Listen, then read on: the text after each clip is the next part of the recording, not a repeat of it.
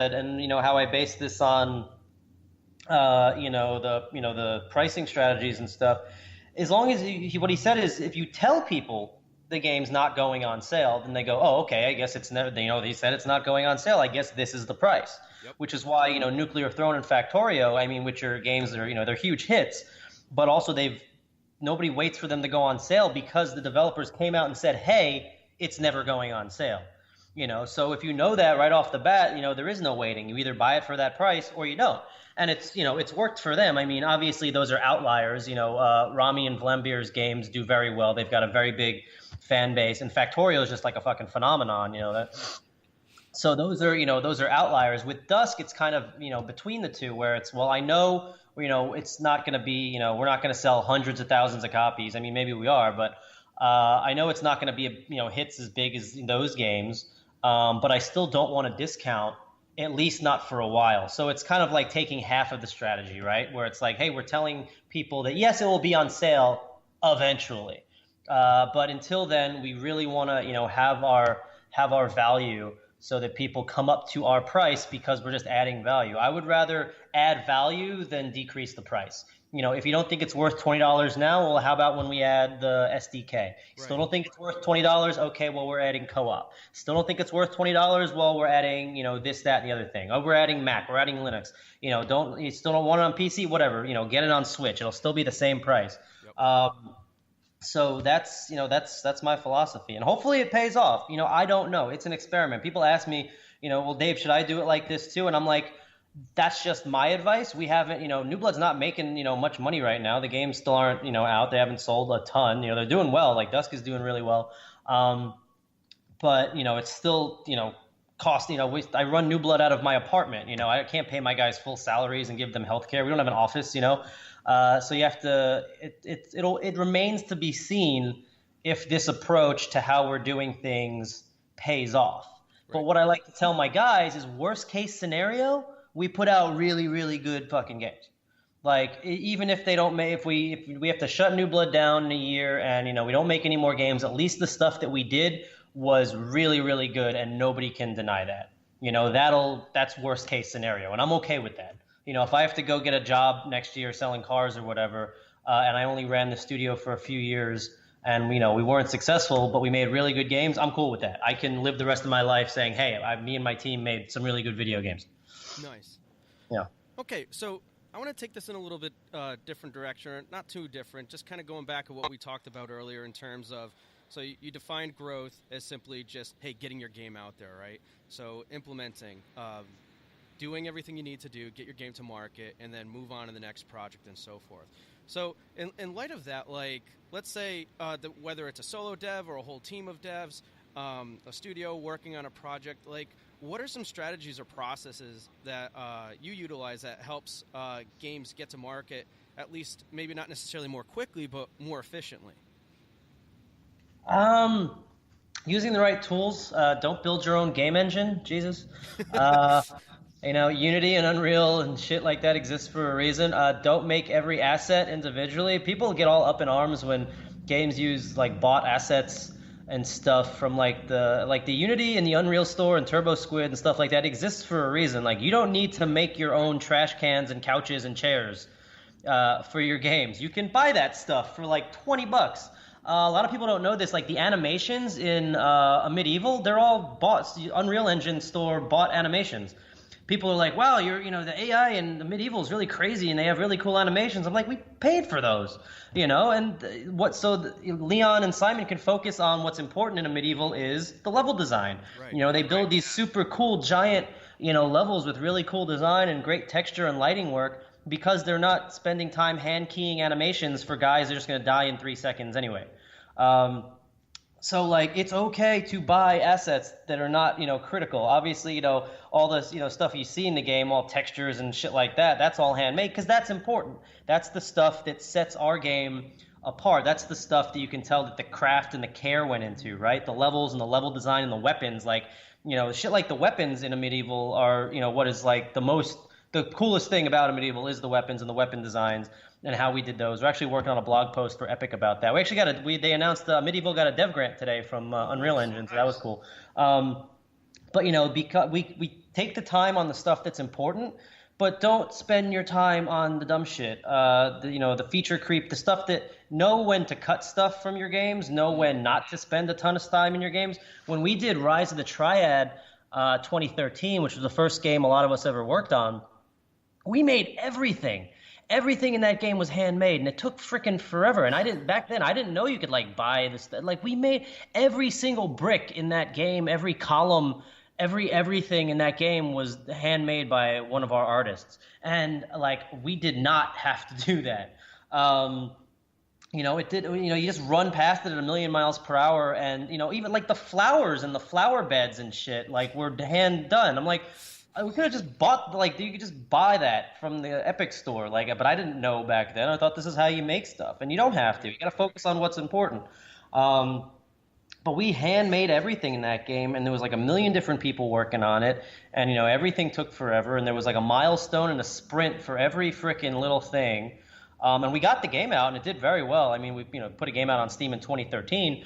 But it was such a grueling process, and like looking back, I so many things we could have done better or faster or more streamlined, and that's what I say about getting a game out, because until you do that, you can't look back and know what you could have done better. Everything we do today, everything that all of us do today, not just me and the New Blood guys, but the other guys who worked on Triad, who now some of them are at 3D Realms and other studios that are doing similar stuff. Everything we do now is better because of what we did back then, and learning how to do things better and differently and more efficiently. So I'd say that is important when it comes to getting games out, knowing when what to take your time on, what not to take your time on, what to focus on and what not to focus on. Yeah, no, and that all just comes from experience. I just got to do it. I'm becoming, I think, a pretty good video game producer, but like, I didn't go to school for that. I went to school for marketing. You don't know that you can do something until you do it. So that's just go fucking do it. That's what I tell people. Like, how do I start making games? Just do it. Go download Unreal, Engine or fucking Unity and get some stuff and start playing around with the tools. I mean, it's easier than ever to make games. It's harder than ever to sell copies of games. But like making them and doing it, it's easier than ever. And people ask me like, how do I get into it? I'm like, you just gotta, I don't know, just start doing it. Like, this was not my life path. I was supposed to run a car dealership, and now I run a game studio. Shit just happens. Yeah, no, amen to that. All right, so kind of on the flip side of that question, so you clearly outlined like awesome strategies and processes to help you get your games to market more quickly. But like, what about like the work-life balance side of things? Like, what about like devs that have like day jobs and are doing this on the side, or families, or just anything else going on in life? Like, how do you like balance that and to like, keep moving forward at the same time? Work-life balance. I mean, it's super important. I mean, for me, it was getting rid of my entire life. Like I got rid of my big house and my big mortgage, and put all that money into my games and developers. And what I realized is everyone's really a lot happier, and when people are happy, they work well together. And I was saying this to an old buddy of mine at E3 a couple of weeks ago. I was like, morale is everything. Every single project I've seen fail, every studio that's shut down, the core issues there were always morale. People didn't like working together, or the boss was an asshole, or shit just there was a breakdown in communication, and it fell apart. Because the game, when people, I mean, you've been in this situation, everyone's been in this situation. It's like working on a school project in college, and sure, the project gets done, but nobody liked each other, and right. It came out shitty. Morale is everything, and if your people are happy, your games, it's when it's fun to work together, everything's easy. When it feels like a chore and you're just doing it for the paycheck, or just trying to get it done just to be done with it, the project's always going to suffer. The company's always going to suffer. So for me, it was taking a step back and realizing that if I wanted to actually, because this was like 2016 when I sold my house and stuff. If I wanted New Blood to actually get shit done, because I was like going broke because I was working at Gunner Optics. I was their VP of biz dev, the gaming glasses. Yep. and I was running New Blood like on the side, so I was doing both at the same time, and I wasn't able to actually focus on either because I was trying to do both at the same time. So I left Gunner to do New Blood full time, and we weren't getting anything out really. We weren't shipping anything. We were struggling to find projects that we could finish. We'd start and stop like so many things. We didn't have like a core team, and it wasn't until I brought in some community guys to be QA dudes full time and started paying them, and brought them into the company as actual, employees. Everyone at New Blood's a contractor because, it's just a simple company run out of my apartment.